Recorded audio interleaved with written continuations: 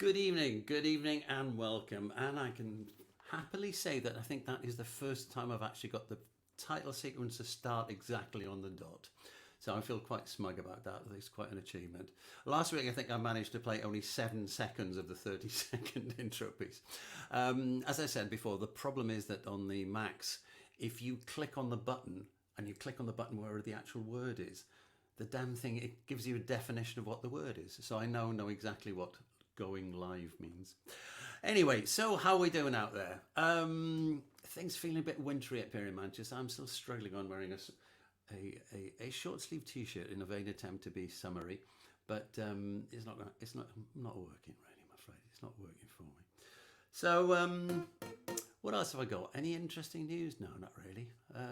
Still here, still playing. Still looking forward to more gigs, yeah, and things coming up, which is good. So for you guys out there who are looking for work, I get the feeling that things are getting better in terms of gigs. I know because I needed a piano player 2 weeks ago, and it took me days and days to find somebody because everybody was booked up, which is, I think, quite encouraging. So we may be heading towards the new normal.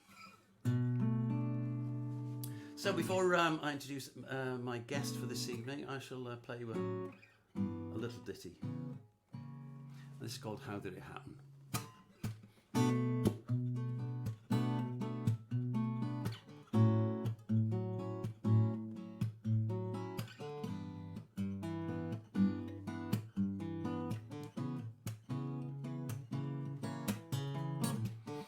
Things had always been easy, but suddenly it's not the same.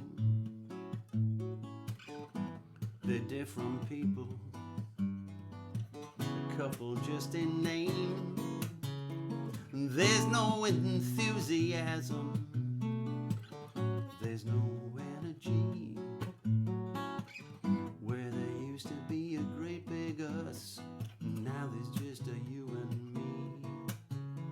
And he works late most every night, that's what she wants to believe. The real lie is I'll be coming home when all he wants to do is leave. So tell me, how did it happen?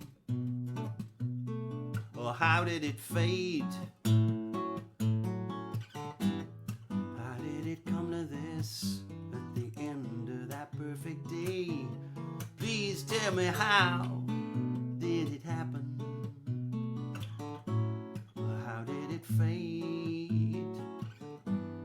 How did it come to this at the end of that perfect day? He doesn't want to hurt her, but he can't see a different line. He knows that the end is in sight, it's just a matter of time. He spends time drinking with all of his friends, avoids opening that door. He's not looking for someone else, just remembering what they had before. But tell me, how did it happen? Tell me, how did it fade? Tell me, how did it come to this at the end of that perfect day? And she sticks to her old routine, the only thing to remain. She still smiles at the office, looking happy just the same. And she's not looking for someone else, but she wouldn't mind something more. Not all hearts and flowers, only what they had before. So tell me, how did it happen? Tell me, how did it fade? How did it come to this at the end of that perfect day? Tell me, how did it happen? Tell me, how did it fade? Tell me, how did it come to this at the end of that perfect day? Da da da da da da da da da da.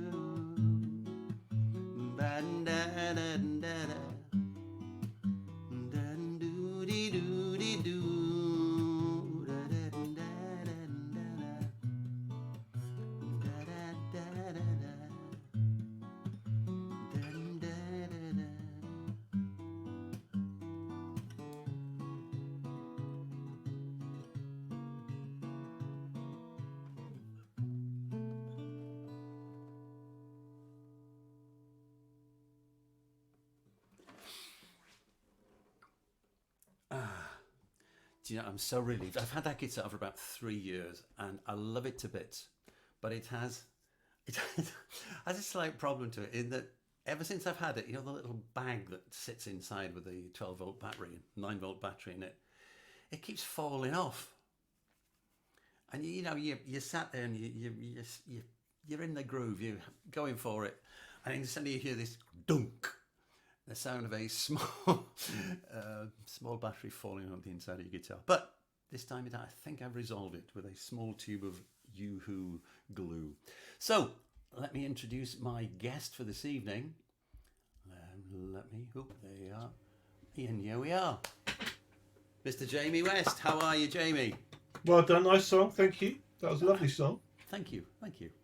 It was a funny song, actually, that came about. It's one of those weird things, and it's obviously something I want to talk to you about, is how songs happen. That one, I actually wrote the chorus, put the guitar down, and wrote, however, 7 verses without the guitar, and barely changed a word. And I don't think it's ever happened like that before. It's like a stream of consciousness came out.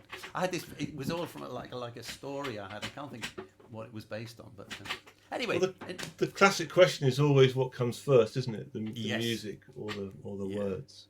You know the great quote about that, don't you? Sami Khan. No. Sami Khan was interviewed, and they said which comes first, the words or the music, and he said the phone call.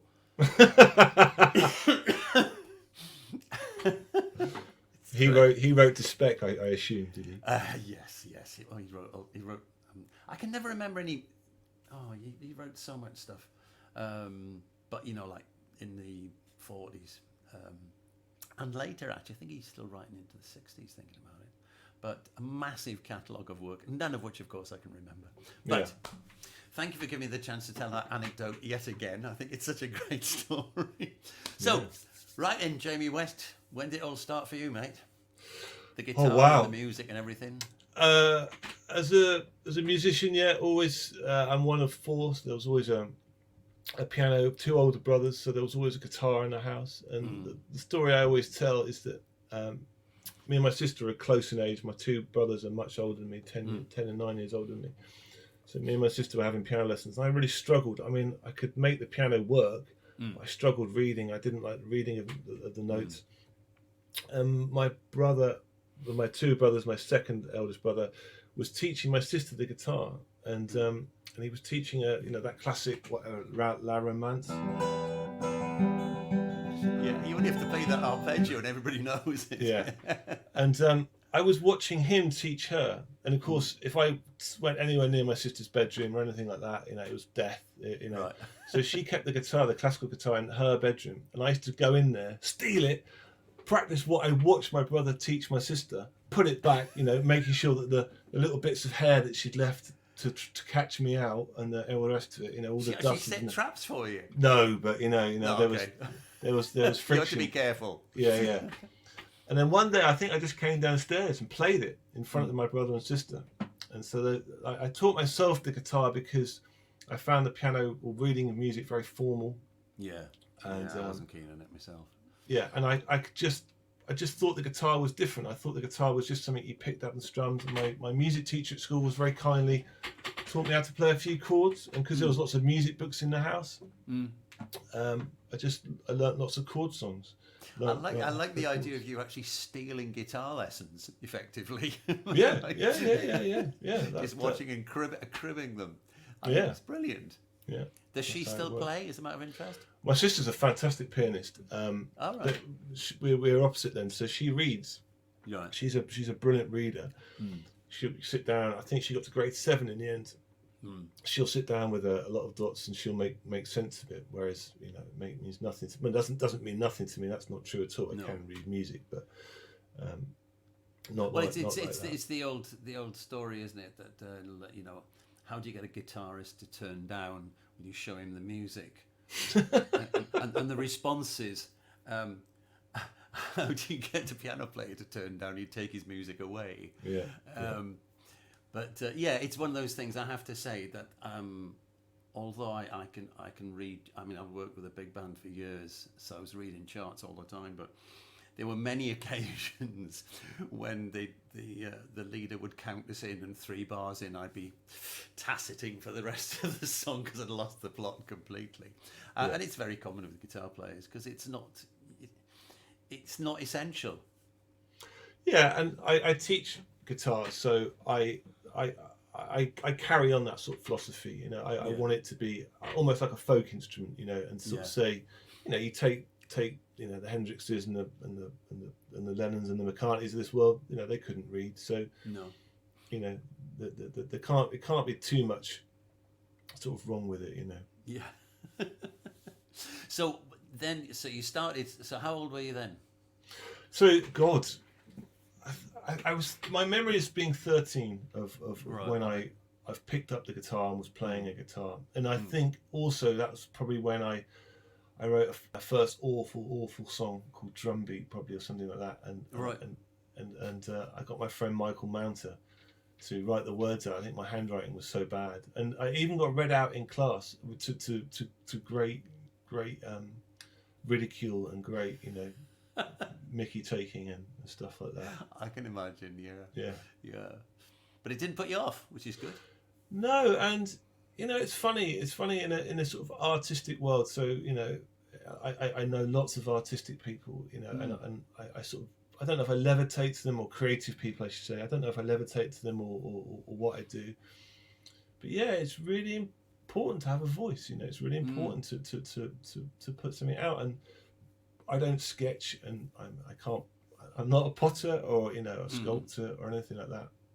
And you know, I won't do it for a long time. So it's really interesting what you said about writing something in your head. Yeah, I'm getting better now at keeping a little thread of an idea and just saying in my head, oh, I know what to do with that. You know, I know where I'm going to take that. I know which direction I want it to go in. And equally, not being happy. You know, you and I were mucking around the other day, and I put a little song on Facebook. Well, the melody I had for that song, I always had.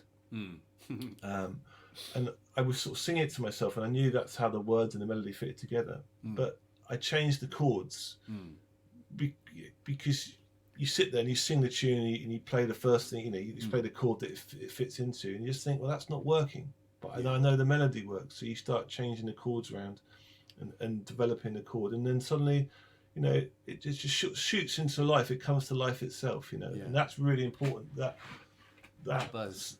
Yeah, definitely. That sort of self-exploratory thing where it starts to talk back to you. You know, I won't be as good as quotes as you are, I don't think.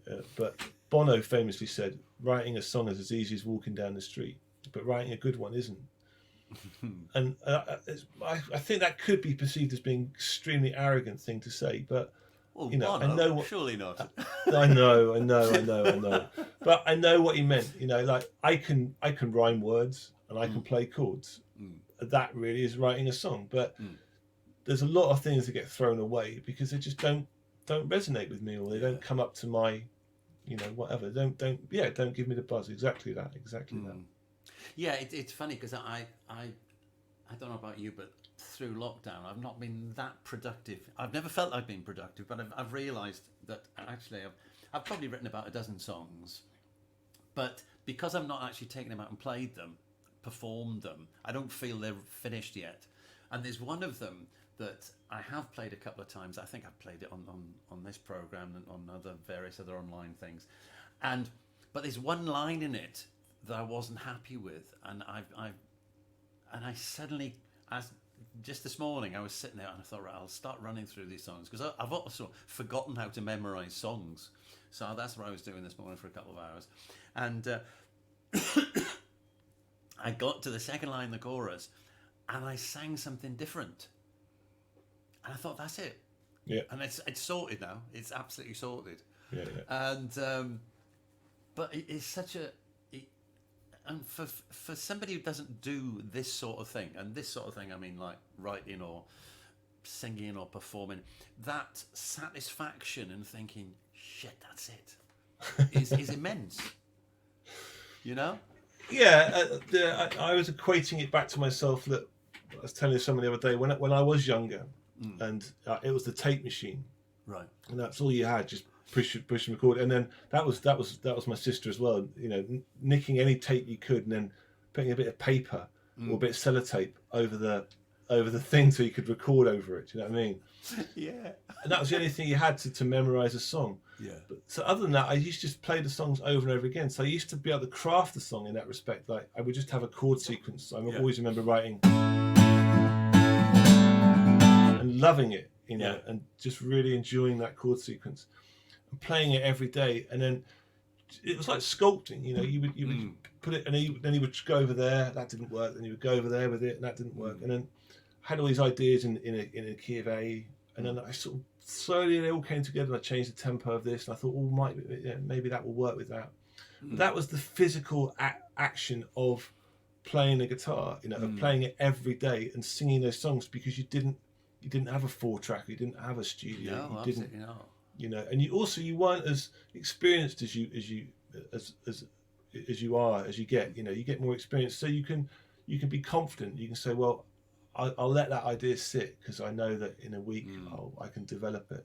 In those days, you're like, oh my god, you know, I've got it. You've got to get it down, or sing it to somebody else. Yeah, absolutely. Brilliant. Okay, what's song number 1 going to be? What's the story behind this one then? I was going to do A Day at the Zoo, which again, when we sound check, I've been singing it relentlessly to you. I just want to hear the chorus. Yeah, this is an out and out love song, really. Excellent. But in my sort of stock way, it's not flowing and beautiful. It's not "You Are the Wind Beneath My Wings." It's not done like that. It's a warning to myself not to fall in love with, you know, my current wife, the woman I married, because I suppose that was my feeling. It was one of paranoia. You know, that sounds ridiculous, but you know. You see people go through it, you know, that thing you really want to tell somebody you love them, you really want to tell somebody you fancy them, you know, and then that fear of being knocked back or rejected, or it might not be received the right way. Yeah.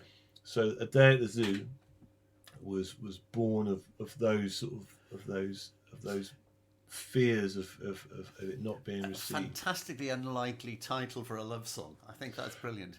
Well, but then.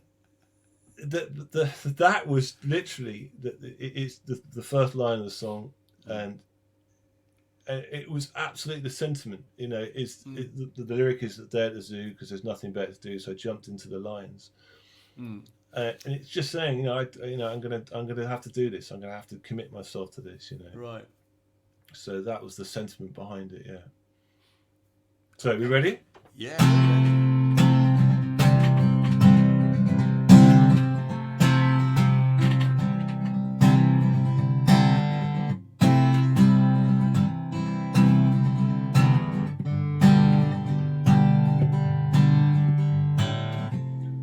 Day at the zoo, 'cause there is nothing better to do, so I jumped into the lights. Voices from the side, they were screaming no lie. They say, don't fall in love.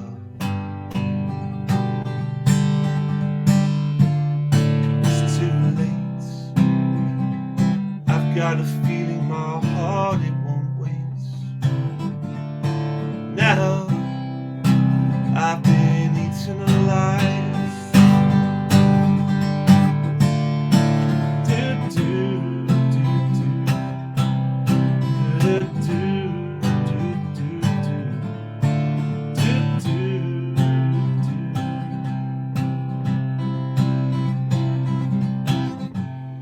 Day by the sea.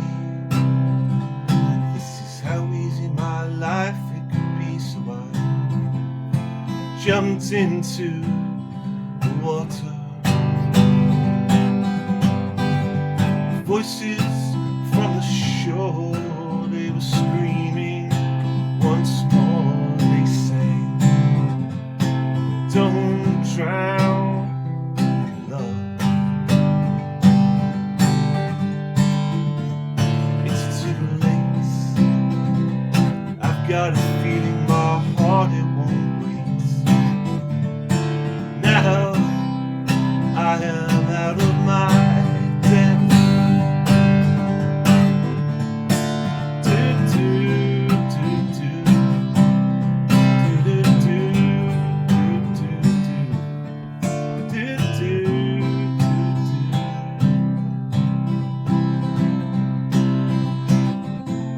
Day on the moon.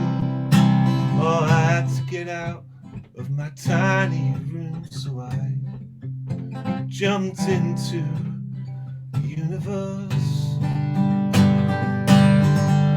Voices from the earth, they were screaming for all of their worth. They sang, don't fall in love.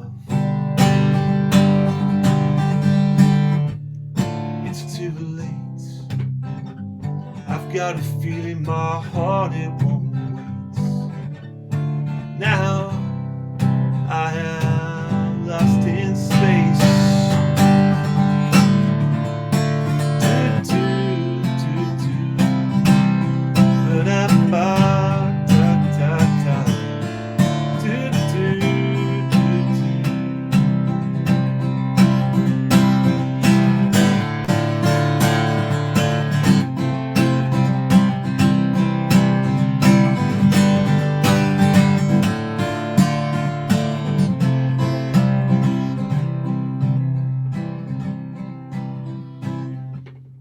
Day at the zoo, 'cause there is nothing better to do, so I jumped into the lions. Nice. Like it. You've got your style of guitar playing. I noticed this the other day when we were sound checking. You it's almost like a rasgueado thing, that sort of flamenco thing you do. Who were you?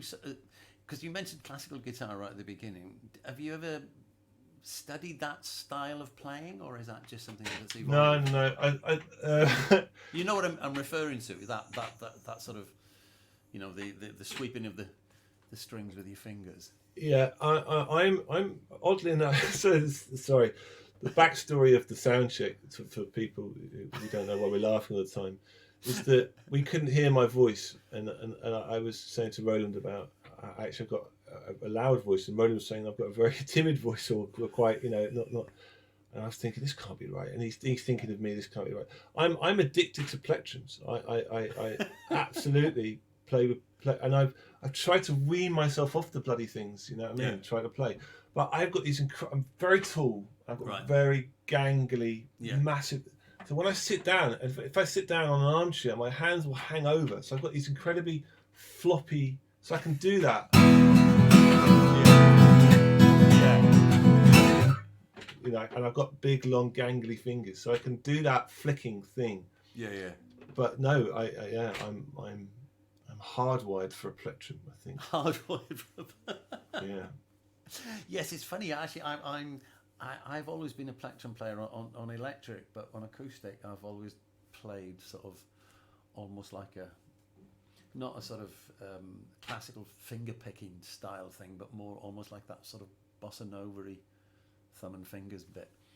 It's my avenue of choice. Yeah, I'm a real.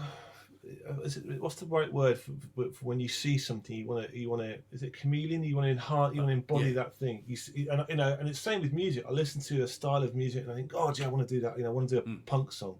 And I hear a bit of indie. I go, oh yeah, I want to do some indie. And I hear a bit of bossa. Like, oh yeah, why don't we do some bossa?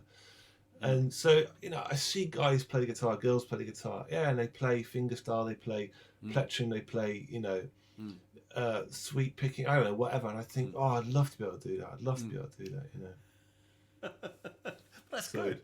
That's well, good. hopefully, I yeah. mean, you've been playing for a long time, but you still want to learn other things. It's one of those frustrating things, isn't it? You often hear people say, well, how long does it take to learn how to play the guitar? A lifetime at least, yeah. And I know I've said this story before. There was a thing on Sky Arts a while ago about guitars, and they had George Benson on it, and one of the guys was being mentored by George Benson said, "Well, I'm really hoping that I'll be able to learn something from you, George." And George Benson said, "Well, when I was your age, I met my idol, the man who I'd always wanted to meet. I met Wes Montgomery." Wow. And he said, "So this is Benson saying this. As a young man, I said to Wes Montgomery, 'Will you teach me something?' And Wes Montgomery said, 'No.' And he said, 'Why not?' He said, 'I'm too busy learning myself.'" Yeah. And I thought that was priceless. Yeah, Absolutely priceless. Because Montgomery was totally self-taught. Unique style and everything else, but a phenomenal player. Yeah. Definitely. Yeah. Who you were saying before about listening to Indian music and others. What's your where do you sit with music? Where do you feel comfortable? Acoustic or with the band or? Gosh, you mean playing or listening or influences? Where are you pushing me? Let's start with influences. So again, goes back to my brothers. I think with my two older brothers, there was a lot of rock in my house. I had a deep love for "Wish You Were Here," the album "Wish You Were Here" by Pink Floyd, and then it was a real commitment to listen to that. It was if we were going on a long car journey. I remember putting it on and the first whispers of it coming in, and the keyboards, and then this sort of this symphony of and still I don't think I listen to much instrumental music. That "Wish You Were Here" part Shine On You Crazy Diamond part 1 is still, I can't remember, 13 minutes long or something like that, and there's no vocals in it until about 9 minutes or something ridiculous. I think that's beautiful. I think that's absolutely fantastic. So a lot of that. Of course, I had the Beatles. My second brother Matthew bought the whole catalogue of the Beatles, and I think it's like moving to London or something like that. Everyone does it. Everyone you can't not go there. Yeah. So there's that involved. My own sort of thing, there was a bit of U2 in there. I love that Joshua Tree album. I thought that was really beautiful. Again, I know it sticks in lots of people's mouths. I'm no fan of certain bands, and I can't confide. And I understand that people can't condone him and the way he is. But I thought that was beautiful.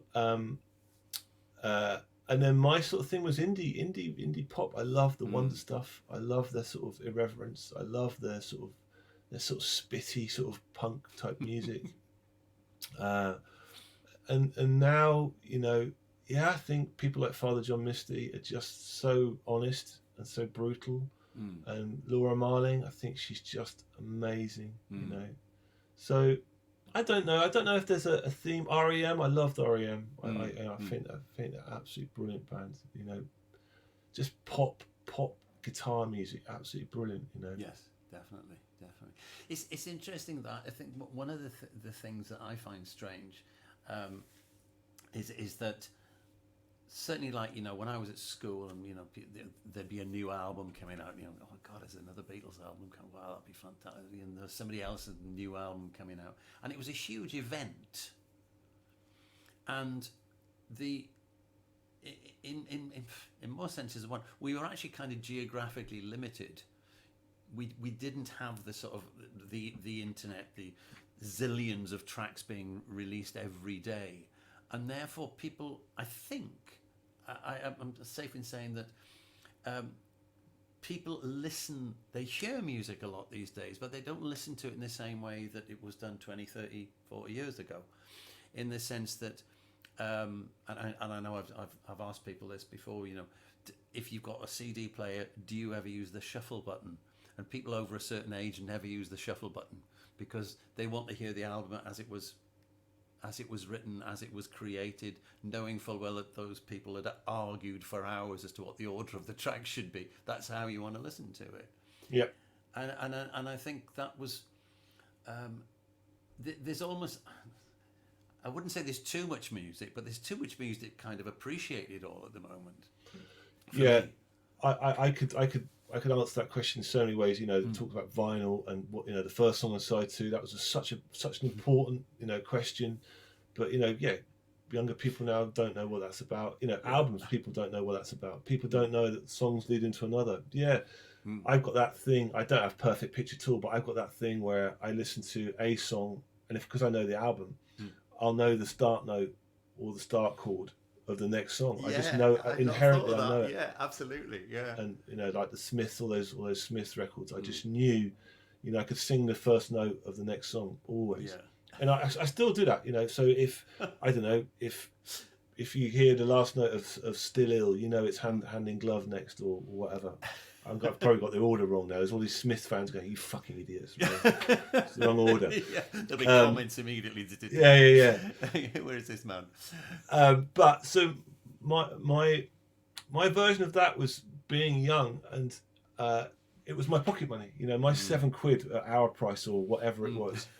So that was a big fucking investment. That was a big deal. So I was going to listen. I was going to listen to this album. I wasn't going to put it on and go, "Oh, whatever."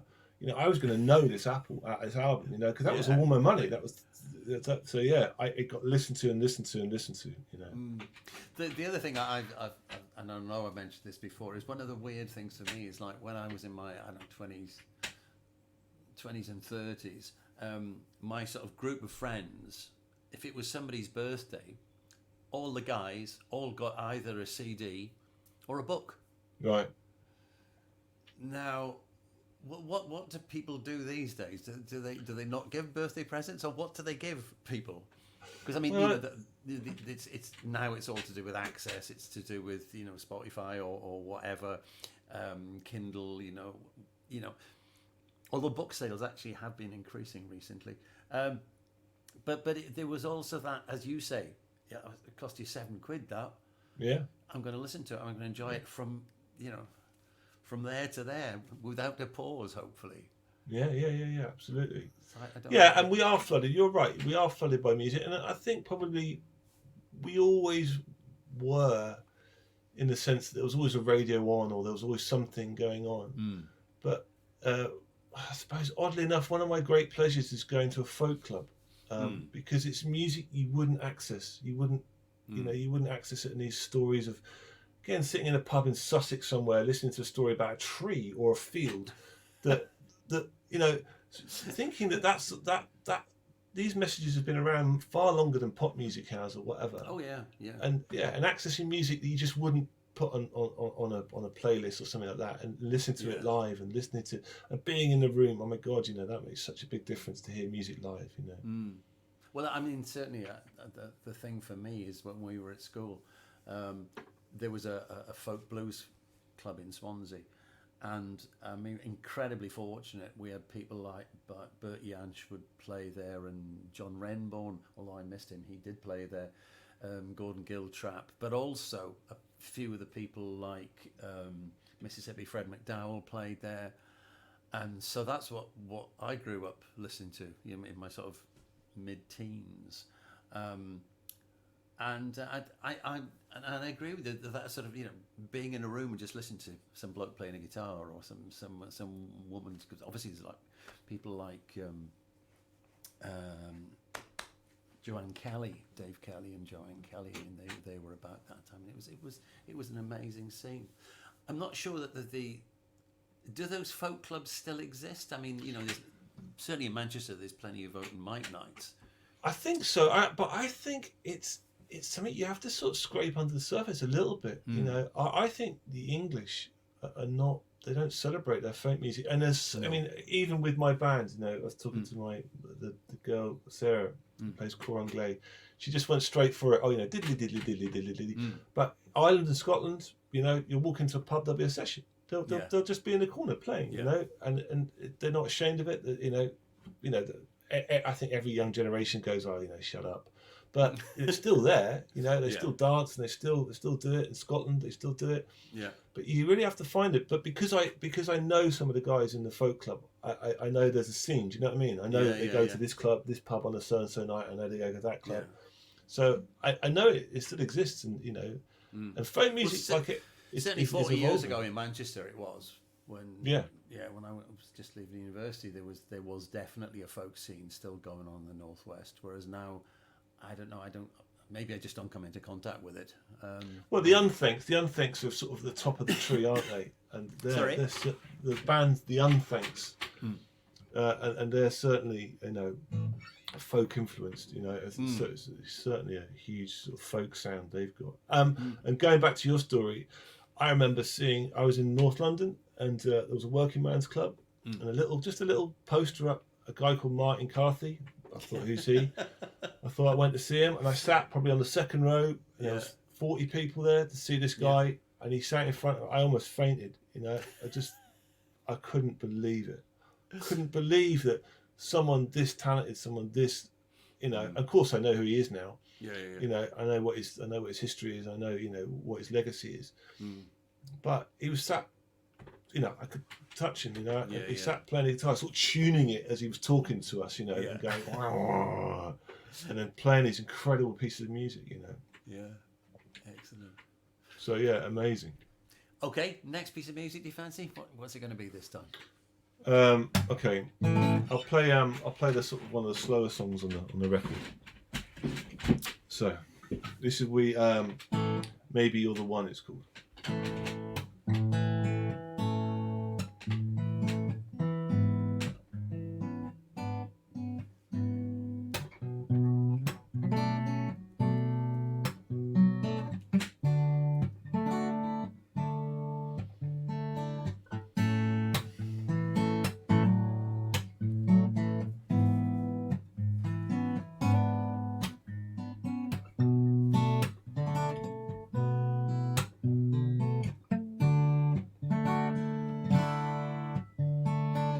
Just a little something to get me off to sleep. Nothing too heavy, just a little piece of peace. Maybe there's a genie trapped inside for me. Maybe we're the same, you and me. We're both just terrified of what we see. We're both just trying to find a way out of here. Maybe you're the one. Maybe you're the one I was looking for. Maybe you're the one. Maybe you're the one I was looking for. Maybe you're the one.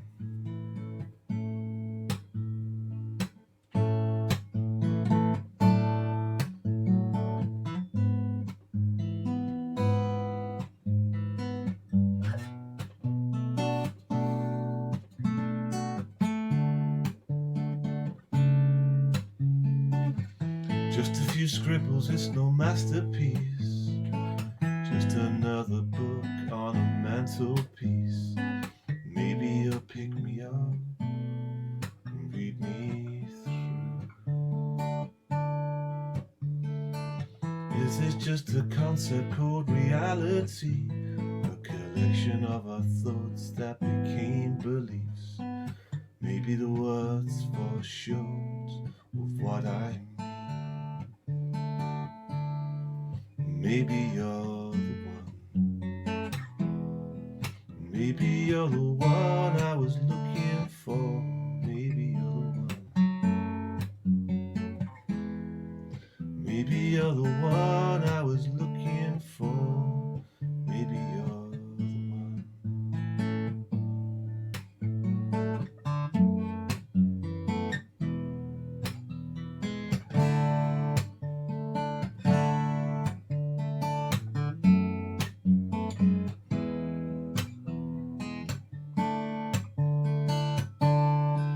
Maybe you're the one.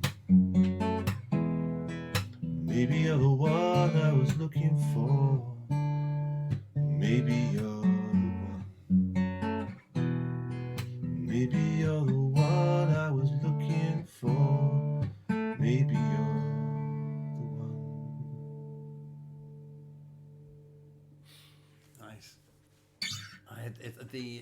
As you played that, we were talking about guitar players beforehand, and that to me, that had that sort of John Martin lope about it. You know what I mean?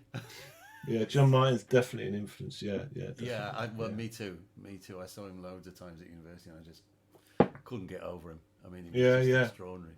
In fact, was just comment up here from Gary Carey saying there were some great guitar players on the folk scene. They were. One of my favourites was a guy called Andy Fernbach. I don't know if you ever came across that name. No. I think he runs a studio down in Sussex somewhere now.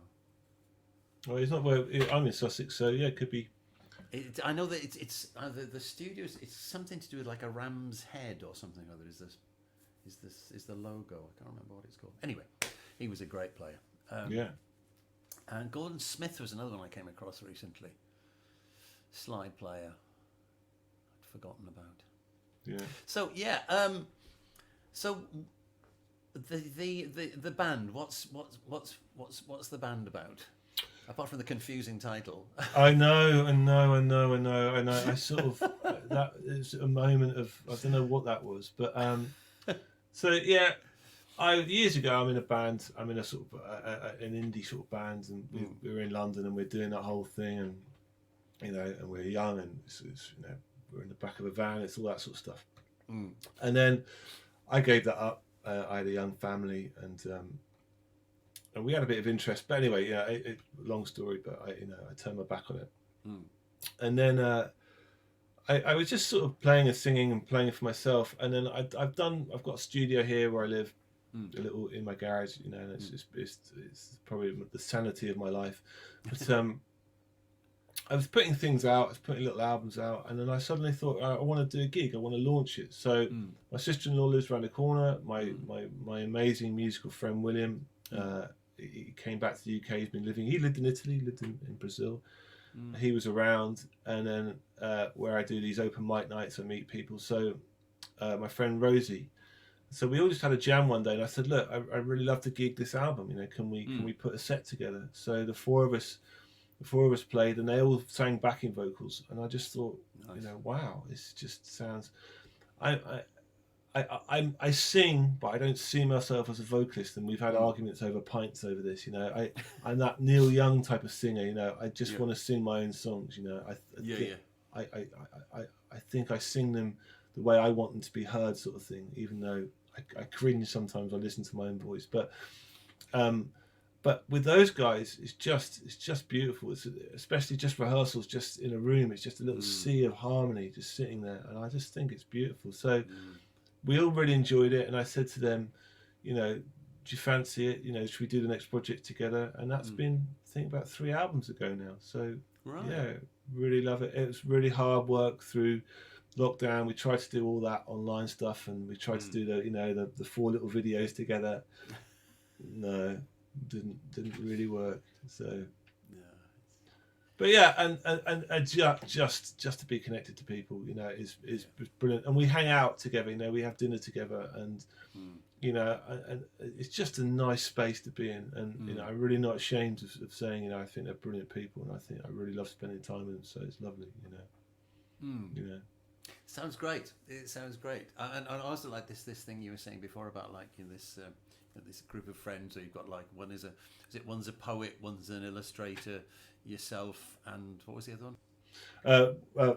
An author, a poet, an amazing Tim, my friend, he's a musician too. But he's an amazing painter. He's a teacher, painter. Yeah. Fantastic. Yeah. And when we're away, it's again. Like you were telling me stories about being in Italy when we were talking before. Tim had a photograph of his dad, and he drew it in just pencil. He on a piece of A4, I think, or maybe A3, and then he stuck it on the wall at the end of the week, and it was our little portrait, and it was a beautiful picture. He did such a good job. But then he showed me how it developed. He coloured it, and then he put paint on it, and it was just. I thought I was there, the genius of that. I was there at when that thing was born and it sat on the wall. So yeah, it was a really nice sort of seed of a moment to watch grow somewhere else. That's I really love that. Yeah. Yeah, that is good. That is good. It's the creative process. It's it's difficult sometimes. You get in these conversations, and I'm always concerned about it sounding pretentious. But there is something about it, that there is a satisfaction in, in the same way as, making a nice meal or creating something, coming up with an idea and actually following it through.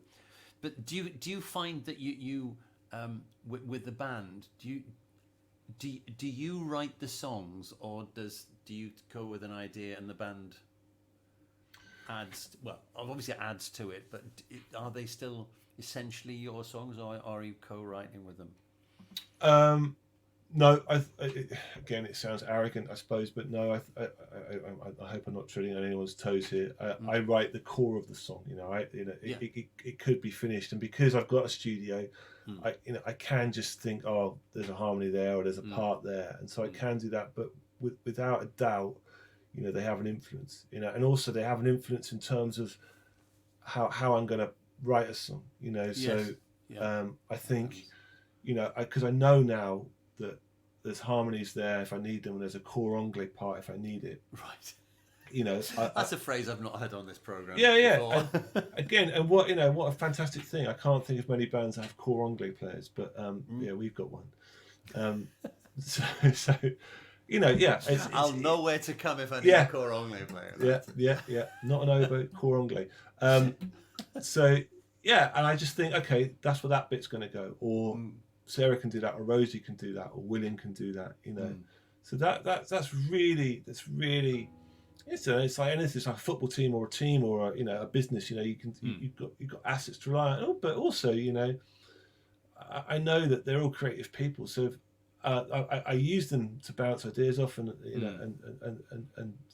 and I certainly will go into a situation and I let them do their job, in the sense that I don't dictate harmonies. I just sit back and play the chord and sing the melody, and they do all that stuff. I don't write that stuff. They do all that. But I am really open, and I've I think they all write in their own way. I would happily play their songs. It's not a dictatorship. It's not me saying. I know exactly what you mean. I mean, I did an album a couple of years ago. I had a producer working with me, and he said, "How do you?" Because I never worked with a producer before. I'd worked with an engineer who would obviously have input, and other musicians would input, but I'd never worked with a producer. And he said, "How do you feel about this?" And I said, "I don't know really." And I thought about it for a while, and the next day we're in the studio. I said, "Look, I think it's a bit like this. Just stick with me through this metaphor." I said, "Look, just imagine I'm a gardener, right? But I'm really good at producing vegetables, and I've got this wonderful crop of a specific vegetables. I don't know, let's courgettes, whatever. And you're the chef, and you're going to make a meal out of this stuff. Now, I'm open to any ideas you want to do with it, right? But if you say, I want to put a lot of chili in it, I'll say no, because I don't like a lot of chili. So you do with the music what you want, come up with whatever ideas you want. But if I don't like it, or I don't like the taste, I'll have to say no. But let's try it. And that's what we did. And it was quite an amazing experience, actually, because he came out with ideas that I would never have thought of, But as you say, nevertheless, at the end of the day, they're still my songs. It's nice to see what other people can bring to them, and I think it's just that it's letting go the sort of letting go the defensiveness. Not letting go of the ownership completely, but saying, look, yeah, that's great, love that, let's use that, that, but hang on a minute, I'm not keen on coriander or whatever, I mean, we were doing a song. I wrote a song called "The Gravedigger's Arms." There's a pub in Portsmouth. Well, it's gone now. But it's called "The Gravedigger's Arms," and it just the title is very lyrical. Who drinks in the gravedigger's arms? What are the characters? So I wrote the whole song about it. And they took it, and it just because the harmony parts are going to be longer there, so we changed it to fit, because their ideas were so good and they were so clever and creative. So we changed it. So they're that's the way I want to bend and shape. But yeah, the structure, if you like, the framework of the song is still hasn't altered that. But it's not to say it won't, and it's not. I'm really wary because I imagine if one of us is watching me now, go, "You fucking bastard!"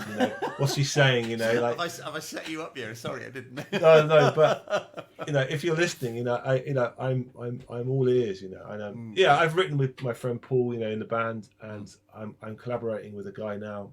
One of the guys we talked about, we went away with, the poet, because he's not a musician, so I'm collaborating with him. And sometimes it's loggerhead, sometimes it's it's very strong opinions about that can't stay, and sometimes I'm very strong and I say, look, a singer's not. I'm not going to sing it like that. It's just not going to happen. That word isn't going to trip over these chords, or this rhythm or whatever. And sometimes he's it's got to be that. It's no room for manoeuvre there.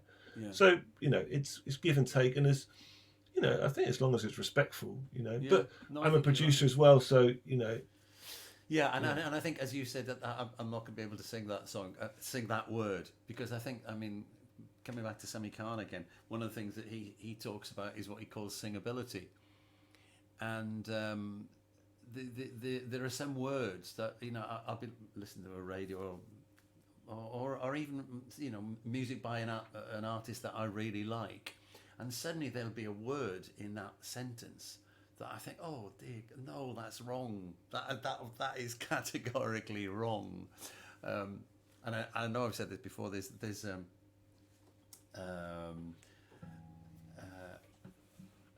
can't remember what I won't say the artist's name, but the album is called Bad Influence, and it's the hook line of the title track, and he sings it as Bad Influence, baby. And it really rankles with me. I just think, no. He shouldn't have been allowed to get away with that. That should have been stopped at birth. That one. But so anyway, listen. I'm talking a lot here, and I want to hear you singing again. So what are you going to sing now? Okay, we'll do a song called "Loneliness is Universal." So this is a plectrum. So after all that, this will be me smashing hell. So I will try and behave and not play too loudly and sing loudly.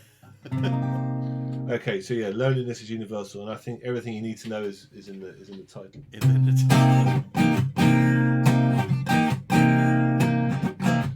I wake up early in the morning. I go downstairs and make some tea,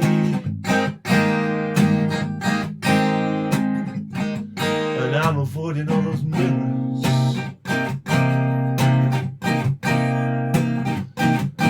I was looking back at me. Loneliness is universal. It does not discriminate. Loneliness is universal. It does not conciliate. And now I'm staring at my cornflakes, watching the birds up in the trees, and I'm avoiding confrontation, so full of painful memories. Loneliness is universal. It simply does not care. Loneliness is universal. It's one thing we all share. And now I'm standing in your basement, and we can move for all the stuff. And now it's blocking all the windows. Oh, can't you see? Enough is enough. And if I told you that I love you, oh, can't you see it's only words? And love is all about the actions. somebody else first. Loneliness is universal. It's one thing we all share. Loneliness is universal. It simply does not care. Loneliness is universal. Does not discriminate. Loneliness is universal for the poor, rich, and underweight.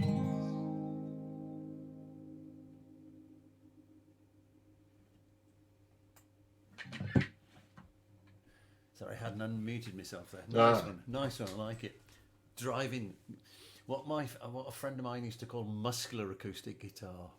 Yeah, and so yeah, I said to you earlier as well. Yeah, I'm very, very heavy-handed, very right-handed on the guitar. So that, yeah, learning to finger pick was really, really, I don't know, a big deal for me. Yeah. Yeah, I mean, but you say heavy-handed. You see, I would argue, and I remember going to see it was a sort of group session on about gypsy jazz guitar, about the whole Reinhardt thing, and what this guy was saying was that essentially, and I've heard a lot of other guitar players saying this since, that the right hand is the engine. The right hand on the guitar is what drives it. That's what gives it. That's what makes it a rhythmic instrument. So I don't think I wouldn't describe it as heavy-handed. I mean, I think it's a fundamental thing, because one of the things that I find very strange is that sometimes you see in folk clubs and open mic nights people playing guitar, and it's like they haven't really thought about what the right hand's doing. They're worrying so much about fingering the chords that this hand is kind of. Oh no, about, yeah. For me, I mean? it's an addiction. But it's true. And when I teach people, I teach them all the time. So it's about up and down strokes. It's such a sort of simple concept. That's one, that's two, that's three, that's four, and that's and one and two. And when you play, that famous sort of Hendrix. One and two and three and four and one. What you do is like a piano, you voice the chord with that hand. Yeah. Yeah. And that, to me, is playing the guitar. That's the style. That's how the other thing which you did there, sort of instinctively, is the damping and the releasing of the left hand in order to match it against what you do with the right hand to sort of emphasize that rhythm. I mean, that for me is what acoustic guitar playing is about. Yeah, a lot of guitar playing, really. Yeah. Right, we've talked a lot. Would you like to do another tune? Have I got enough time? I mean, of course you have. But before you do that, I've put up the thing saying where people can find out more about you. Have you got any gigs coming up that we should tell people about in the near future? So the next two immediate things for me are just 2 open mic nights, which I'm going to run myself. So in the village where I live of South Harting, I've got an open mic night, and I think lots of people know about that. Sorry, what's it called again? South Harting with Harting. It's a type of deer, a heart, a white heart. Yeah. Yeah, so the white heart. Yeah. And then the week after that, I'm going to start a new one in my local town of Petersfield. I'm going to do an open mic night. I'm going to do it acoustically, and then that's in a place called the Gallery 30, Gallery number 30, I should say. And then on the 15th of October, we're going to play in Midhurst, another town down the road, and we're going to play at the old library in Midhurst. So they're the gigs I know that are definitely coming up. The ones that are in the book. Okay, so anybody in that neck of the woods, and I hope at some point I may be down in that neck of the woods and we can meet up and have a beer and have a chat. I'd love to and do that. Yeah. It would be good to do. And if ever you're up this neck of the woods, give me a shout. Well, yeah, it's some gigs up in Manchester. Yeah, I'd love to come and do. Or if you do an open mic or whatever, it'd be great. Will I come back and say goodbye to you on live? Yes. I will. Okay. No, just I want to say thank you and say it's been a pleasure. So this is a song called Boy. Again, it's a bit of an older song. This is on the album as well. Okay. boy, so confused by love, and I remember how it was, consuming every thought. Boy, am I in love? Because this desperation is so ugly. Your blue eyes are warm and comforting. Am I using you and abusing you to gain something I have lost? To gain something I have lost. Am I using you and abusing you to gain something I have lost? To gain something I have lost. I wish I was high, uncomplicated. Wish I was you.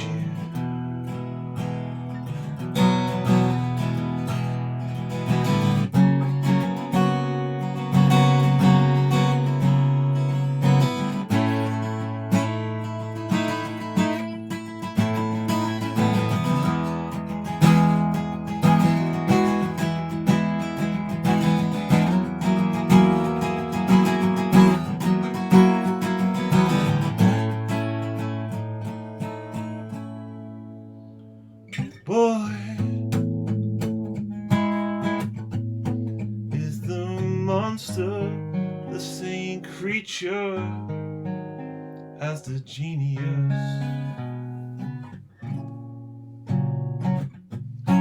Did I awake them both?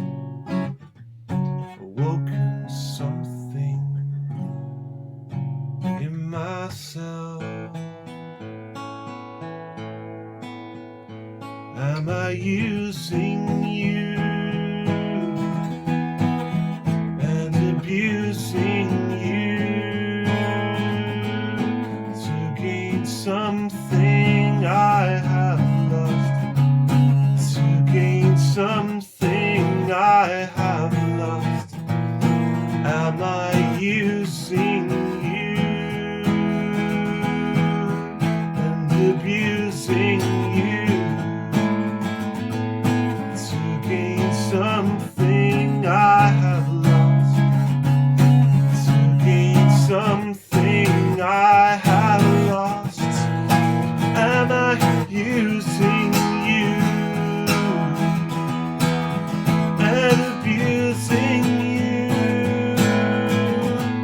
to gain something I have lost?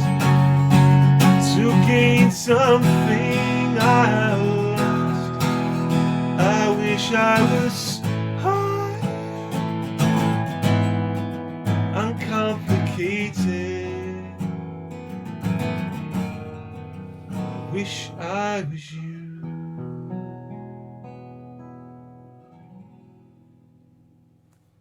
Nice, love it. Like that. The ninth on the end there, the major ninth. Great. Yes, I'm very, very partial to that chord myself. Jamie, it's been an absolute pleasure, mate. Thank you, Roland. Thank you. Well, despite all our technical problems during yesterday's lengthy session, but as I did say, it's not been the longest one I've had to do, so don't worry about it.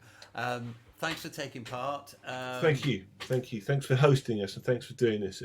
So for yeah, it's great to talk about songs, and I really appreciate you having a space and environment to support songwriters. So thank you. Pleasure, mate. An absolute pleasure. So thanks again. Keep in touch, and if you have anybody that you think might be a good addition to our guest songwriters, then drop me a line. I definitely will. Okay. Okay, Yeah. great. Thanks, mate. Thanks, Rowan. Take care. That was good. Great, great guitar play. Great songs. Very, very interesting. Hang on, I've got a comment coming up there. What's that? Oh yes, a comment from Eddie Cook, who will be joining us in a few weeks' time. So yeah, that's it from me for this week, and in fact, that'll be it from me for 2 weeks, because next week I shall be playing up in Harrogate at the Blues Bar, which is a lovely little venue next to Betty's Tea Shop. So you can good music and a good cup of tea as well. So I shall see you in 2 weeks' time. In the meantime, look after yourselves, stay safe, stay happy, wear a mask if you're going somewhere. That would be my suggestion. And keep smiling. Thanks, guys. Thanks for listening. Thanks, Gary. Thanks, Eddie.